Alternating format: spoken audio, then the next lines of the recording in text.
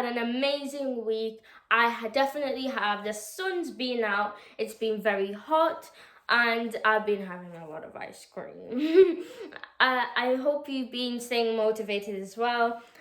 So let's get straight on with this video. This video is going to be a bit different because I'm going to be doing the benefits of reading. And I've been doing reviews for a pretty long time now. So I think it's time to do why we read, the benefits of reading, what it does for your brain, why we read, why am I doing this review with you guys. So firstly, I want to say reading helps you in a lot of areas of life. You need to know how to read, you need to know how to read fluently, and you need to know when is the best time to read. So, and I know some of you might prefer to go on your games consoles, on your laptops, iPads, and that's okay. You can still do that as well. But you need to turn yourself, you need to discipline yourself. And that's what I've been doing for myself as well. So reading is very good. It gets new words into your brain because you read new words, you pronounce them, you know how to read them, and you have it in your head, stored in your head. So if you need a dictionary, you won't need a dictionary as much as you will because you already have words in your head that are nice and fresh for the next day. You'll also know more grammar, your grammar, punctuation, and spelling. Your spelling will be on point if you keep on reading for 1 hour a day. And your vocabulary will be, how you speak will actually be different as well. A lot of people use slang. I think you've heard of that before. Not real words, but slang. And it'll have an impact on the way you speak. You won't be saying any more slang more as you used to. And you're also, in your writing, you won't have spelling mistakes. You won't. You will know exactly where each comma, your punctuation will go, and it'll be amazing for your writing as well. It'll impact on a lot of things in your life. So those are a few things that can encourage you to read more. And people that don't read at all or don't read a lot, maybe once a week, twice a week, I'm trying to reach out to you guys. I'm trying to make you try and read more. Please, I'm begging you, try and read more. Let me tell you my story. I was like you.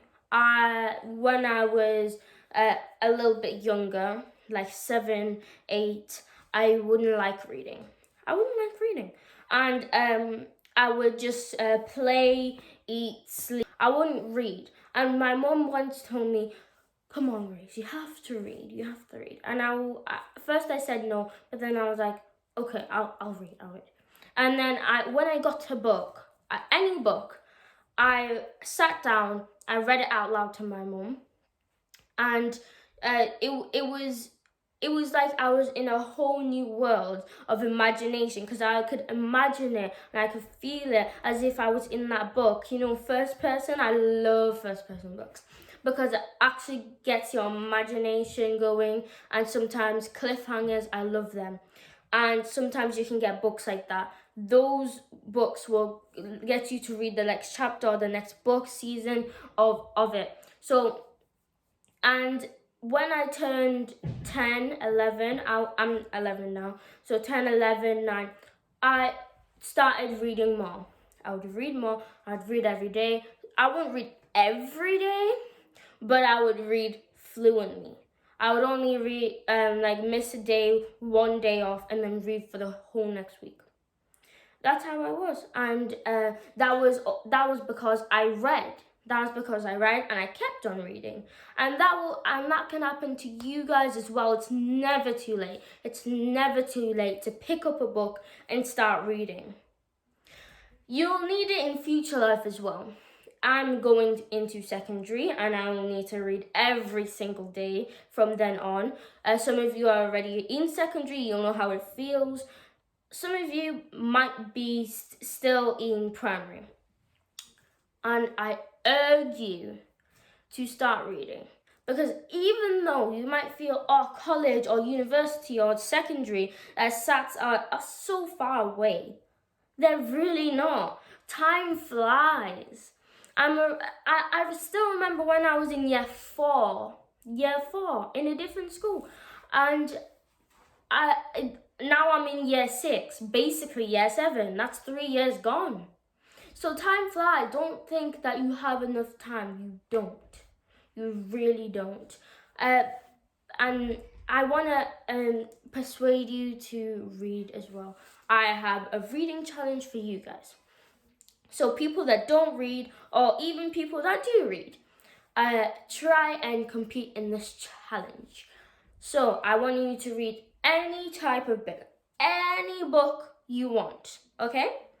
It can be non-fiction, fiction, poetry, a poetry book. I love poetry books. It can be newspapers or anything. Read it for an hour or 30 minutes if you're younger than 10. And try and read it in a month. So it's August now. Try and finish it before August ends. So that's a goal for you guys. Try and set a goal. And if you think, oh, I can easily finish any book in before August ends, then try and get a thick book. A really thick book. The libraries are open now, which is really good. I got a stack of books last Monday, and I got a lot of thick books. Try and get thick books and then try and read them. That's a goal for you guys. And when you're finished, like my video so I know that you have done the challenge. And then I'll do another challenge next month. So this is the end of my review. I hope you've enjoyed my video. Please like, share,